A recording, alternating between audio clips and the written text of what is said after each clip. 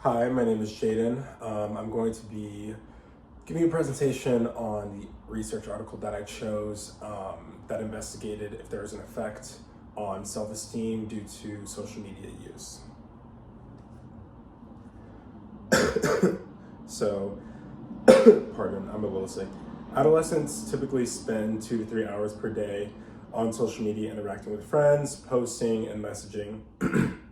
These actions typically involve feedback and interaction from individuals that view the content of the individual that posted. And this can have an effect on the self-esteem of the creator. Therefore, I feel it's important to understand the extent of which this feedback can have on a creator's self-esteem as we spend a lot of our time on these social media platforms. We must understand if there is a personal consequence to this elevated use of social media on our self-image. So the purpose of this study was to answer the following question. Do adolescents who spend more time with social media report a lower or higher self-esteem compared to adolescents who spend less time with social media? All right.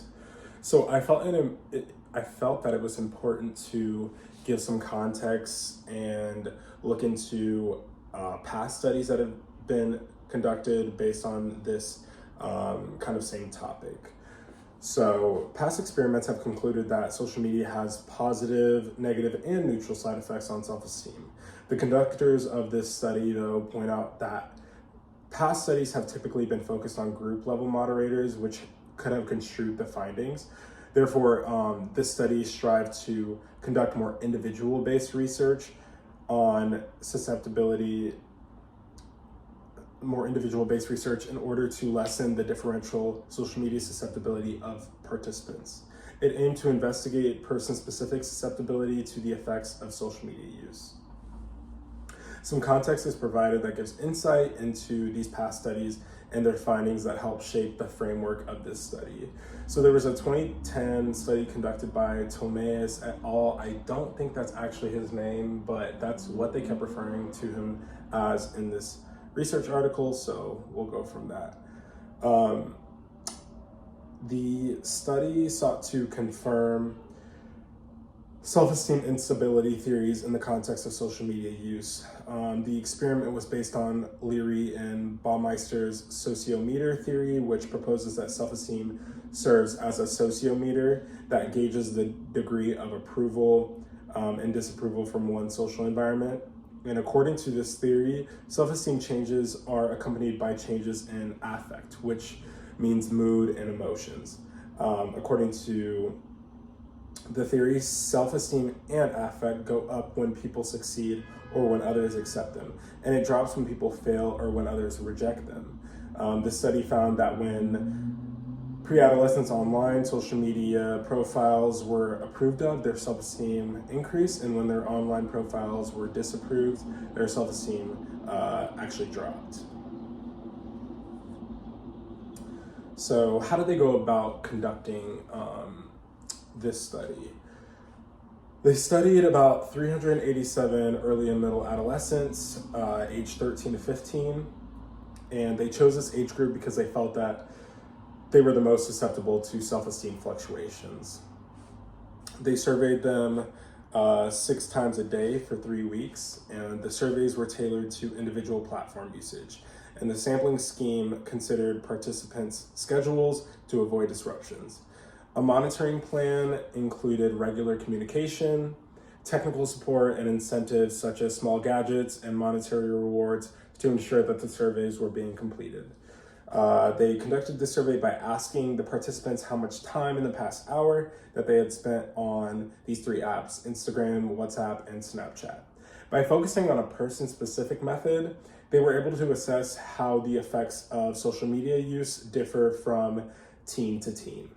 They drew conclusions by averaging the 126 momentary survey results that they conducted in order to reduce recall bias. And they also aim to investigate both self-esteem level between persons and barometric self-esteem fluctuations, which are changes of self-esteem within the person. So that would be going from a high self-esteem to a low one, or changing from a low self-esteem to a high one. All right. And now on to how they decided to measure this. The study assessed participants' time spent on social media using the experience sampling method, or ESM. At each assessment, participants reported the time spent in the past hour on the apps, focusing on popular activities for each platform. The responses measured on a visual analog scale, or VAS, ranging from 0 to 60 minutes, were summed for each platform. In instances where the summation exceeded 60 minutes, scores were recoded to 60 minutes. The variable time spent with social media was created by summing the time spent on the 3 platforms, occasionally resulting in estimations exceeding 60 minutes, which were also recoded at a maximum of 60 minutes. Self-esteem was measured using Rosenberg's self-esteem scale, which with a single item question asking participants how satisfied they felt about themselves at that moment.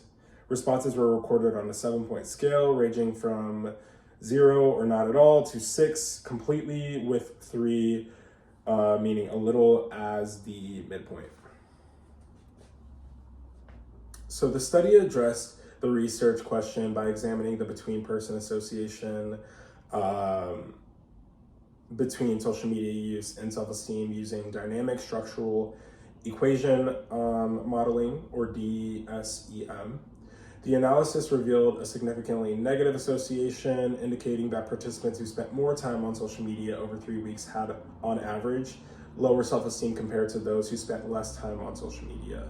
The first hypothesis, which predicted a positive within-person effect of social media use on self-esteem, was not supported.